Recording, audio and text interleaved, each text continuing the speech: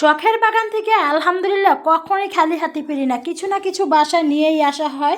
Hello everyone, আসসালামু আলাইকুম। কেমন আছেন? আশা করি অনেক অনেক ভালো আছেন। তো যাই হোক, পুঁই শাকের এই বছর প্রথম টাস্ক করে ফেলাইলাম, প্রথম শাক খাওয়ার জন্য শাক নিয়ে যেতেছি। আর মাশাল্লাহ দিলে দেখেন কত সুন্দর পুঁই শাক হয়েছে, আলহামদুলিল্লাহ মাশাল্লাহ। আর যখনই ছাদে যাই হয়তো কিছু না কিছু নিয়ে আসা হয়, হয়তো মরিচ নাহলে শাক নাহলে সবজি, যে কোনো একটা সবজি নিয়ে আসা হয়। আর দুঃখের বিষয় হয়েছে কিছু কিছু মরিচ গাছ করলাম কিন্তু মরিয়া গেছে আমার অনেকগুলো বৃষ্টির কারণে। আর বৃষ্টির কারণে হলো কয়েকদিন ধরে পানিও দেওয়া হয় না, অনেক মরিচ গাছ প্রায় 6-7টা মরিচ গাছ মরে গেছে। আমি যেদিন মরিচ তুলতাম প্রায় 1-1.5 কেজির মতো মরিচ তুলতাম, কিন্তু এখন মনে আর হবে না এরকম মরিচ তোলা। আবার যদি গাছ লাগাই, গাছ বীজ দেই, তখন মনে আবার মরিচ হবে। তো যাই হোক, অনেক মরিচের কলম হয়। এই দুইটা মাসালা, এই দুইটা গাছ আছে, মোটামুটি কিছু গাছ আছে।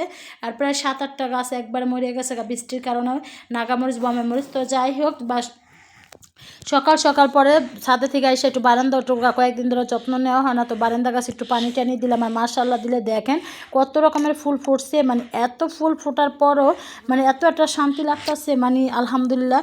আর দেখেন এই যে কয়েকটা মরিচ গাছ থেকে মরিচ ছিটতেছিলাম, আর দুঃখের বিষয় আমার কয়েকটা মরিচ গাছে মরে গেছে। আর এই যে কিছু বেগুন ছিললাম, ছিললাম। তো ছেঁড়া টেরার পর হলো বাসায় চলে যেতেছি।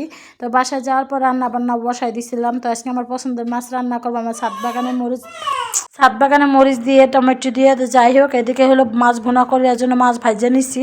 তো এক চুলা হলো মাছ ভাজার পর হলো এই চুলায় দিয়ে দিতেছিলাম, আরেক চুলা হলো মানে আমার ছাদ বাগানে পুঁই শাকগুলো ছিঁড়ছিলাম।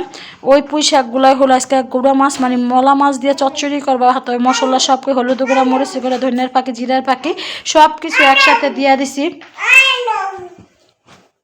একসাথে দিয়ে দেওয়ার পর একটু হাতে মাখায় নিলাম। হাতে মাখায় নিতে নিতে দেখে এদিকে আমার তরকারি কম হয়ে গেছে দোনো রকমের। আলহামদুলিল্লাহ দুপুরের জন্য যে খাবার টাবার আমি বেড়ে রেডি করে নিতেছিলাম খাবারের জন্য। এই যে তেলাপিয়া মাছ রান্না করছি, আর পাঙ্গাস মাছ রান্না করলাম, 2 পদের মাছে ভুনা করছি। আর এদিকে হলো ভাতগুলো খাবারের জন্য রেডি করে নিয়েছিলাম। আর যে খাইতে বসে গেলাম বিসমিল্লাহ বললা। তো যাই হোক, এদিকে খাইতে খাইতে আবারও চলে গেলাম ছাদে থেকে আসার পরে যে কিছু কিচেন কম্বোস মানে সবজির খোসা রয়েছিল, তো এগুলো আজকে পেয়ারা গাছে দিয়ে দিলাম, যেহেতু ছাদে এখন কোনো কাজ নাই, মানে অনেক কাজ কম। কারণ বলতে হলে দেখেন নাগামরিচটা মরে গেছে মানে এত দুঃখের বিষয়, নাগামরিচ মরেছে যে বেগুন ধরছে মাশাল্লাহ। তো যাই হোক, এদিকে কয়েক রকমের বেগুন এরকম আমার কাছে আছে। তো দেখতে কম ভালোই লাগে, কিন্তু গাছগুলো কম অতিরিক্ত মরেছে। আর দেখেন ধুন্দুলগুলো বৃষ্টি পানি পাইয়া ভোমরা এলাইয়া ছোট ছোট ধুন্দুলগুলো মরে গেছে। একটা ধুন্দুল ভালো, একটা ধুন্দুল আমি ছিঁড়ে ফেলাইছি ভুলের কারণে, যে ভাবছিলাম মনে হয় নষ্ট। আর এদিকে হইলো দেখেন এই যে পাট ক্ষেতের ভিতরেও হইলো আবার বেগুনের চারা আছে একটা, পাট গাছগুলোর ভিতরে ওই জায়গা হয়ে আছে। এই জায়গায় মাসাল্লাহ বড় বড় 3টা টমেটো।